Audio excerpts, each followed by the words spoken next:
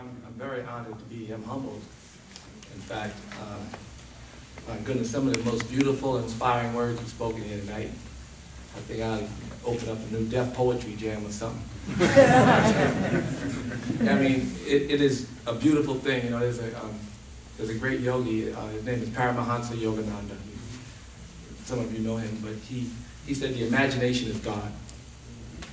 And then he would put, you know, that hard work, dedication, and faith is a miracle process. And so those who really have faith can do it without work, but we need the dedication and the work. And so we're here today, we're planting a very special seed. And I see that it started with this imagination thing.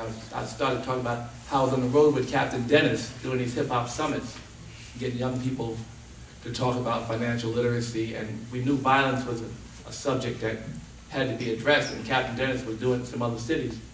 And so I invited him to come here.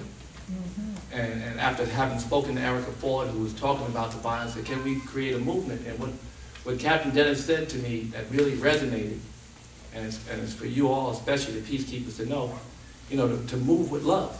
And if we come to the community with love, even you know, it says in the scripture that those people fully entrenched in a ahimsa, even in the jungle, even the lions were not with them at all. And so when we walk into the hood and we have on our orange, and we come with love and no fear, and we come with love, we'll inspire a community. And we'll shift the consciousness, not only of the kids in the street and the, you know, people. I went back to Hollis, I see friends my age, you know, and we'll shift the consciousness of the police. But the people I saw my age, you know, it was sad. I saw one, and he told me this story about how he was starving, and it just made me so sick to see a man 300 pounds that was starving. And what they're lacking is consciousness. Because I got 5 charities. I have 2 in Africa, and I've been to places where people are really suffering. You know, I've seen people that are happy living in shanty houses. Y'all know the shanty house is just a little metal and no toilet, no water. But the person who knew he had everything sat in that shanty house and lived a happy, blissful life. I'm not suggesting you want to live like that. I'm not promoting that to you. I'm just saying, you know, operating from a place of love is a powerful thing. And, you know, the sickness and the sadness that comes in our community is our own. You know, we're hurt, there's no question. But the hurt people that hurt people need that pain relief. And when they see the orange in the street, I believe it's going to be an inspiration and it's going to shift. And it was just a seed we thought would be in Queens, because that was Erica's rap. It was Queens that we had to fix. And I'm from Queens. And so we were going to work on Queens. But before we could get through with the first meeting, so what about Brooklyn? You know, and I'm here now. It's only a few days later. Now we got other communities. I see brother from Newark. I talked to Cory Booker. He said, I want to be involved. You know, so and I think that's a good statement, because then it's good to get our own money involved, and you know, and I'm happy to contribute. But this is the mayor's job too. You know, it's the mayor's job in Newark, and there's black mayors all over this country, 600 of them. And we started a right movement, and the movement's going to inspire young people. And they got the big mouths. They're the poets. They got the big mouth.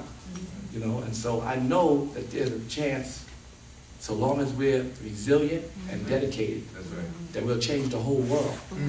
And we will shift. This is how seeds start. They grow all kinds of ways.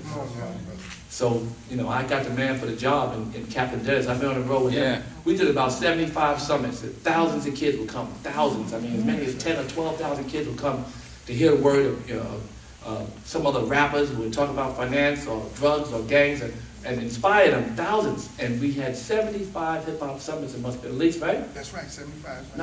Not 1 minute did we have to worry about violence. That's right. Never did we have any violence outside or inside the venues.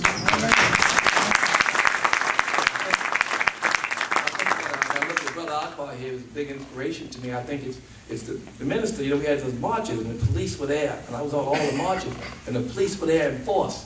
First one especially, they were nervous. Like people want to tear up Washington, and they ain't leave a gum wrapper. That's right. That's right. That's right. That's right.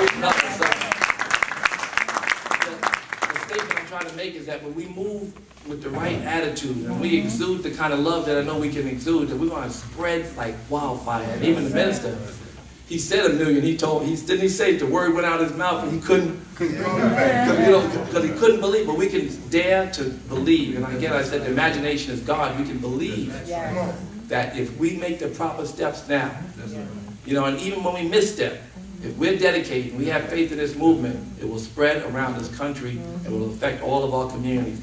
And the police will love and respect us and work for us. That's right. So that's what I want to see happen. I'm here, it's my prayer, and I'm here to support you, and I love you all for coming out and doing this. And I love Captain Dennis Muhammad, and Bob Law has been, an inspiration to me, for my whole adult life. So anyway, thank you all. I'm happy to be here.